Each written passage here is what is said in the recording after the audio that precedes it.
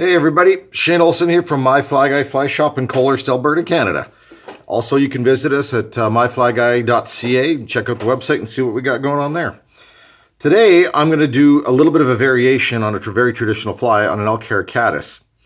And what I'm going to do is I'm going to use foam in place of the body instead of a dubbing. And you'll see the effect here. The realistic look, or sorry, not the realistic look, the look is very similar to your traditional fly. But I find that the foam gives it a nice added bit of buoyancy in the water. So what I've done here is I've started just a thread base. And I'm going to bring it forward to the eye. Now, I'm just using a hunk of craft foam, 3/16 inch wide.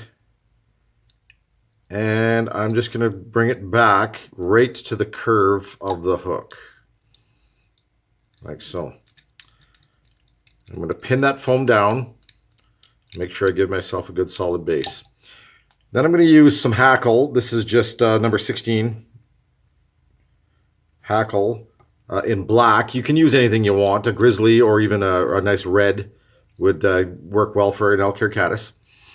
And then I'm just going to bring the foam forward, much like you would do when you were tying something like a fat Albert.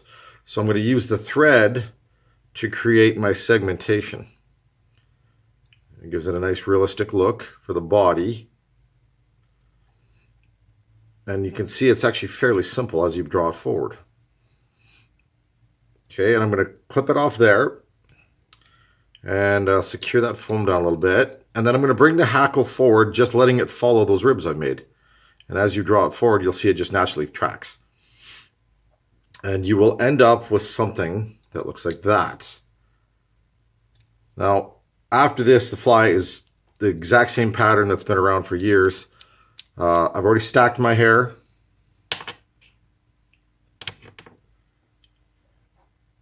Clean it up a little bit. I've already stacked my hair. We'll secure that down. Give her a couple of loose wraps like so.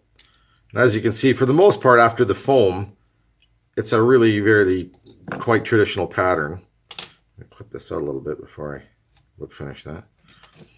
So give her a couple of whip finishes. The other thing about this fly I find on a functionality is that I have to trim the bottom of the hackle, which I'll show you here in a second. Because if I don't, what I find happens is that it doesn't, it topples in the water. It leans over, which I don't want to happen. I want it to sit up very much like it looks right now. I'll clip that back a little bit. Just now you can get into your traditional, looks very much like the normal elk hair caddis that you would go by, or that you'd make with a dubbing. The nice difference is that I find that that foam gives it a nice buoyancy. Now what I do is on the bottom here, I'm going to make sure I clip this all flat. And I do that is just so that when the fly lays in the water, it keels properly and doesn't topple on me. So it floats to the water, something like that. Fairly simple fly. The only difference is that I've just changed out the dubbing for a foam. Hope you enjoyed the video. Let me know what you think. Shane Olson from My Fly Guy Fly Shop in Coalhurst, Alberta, Canada.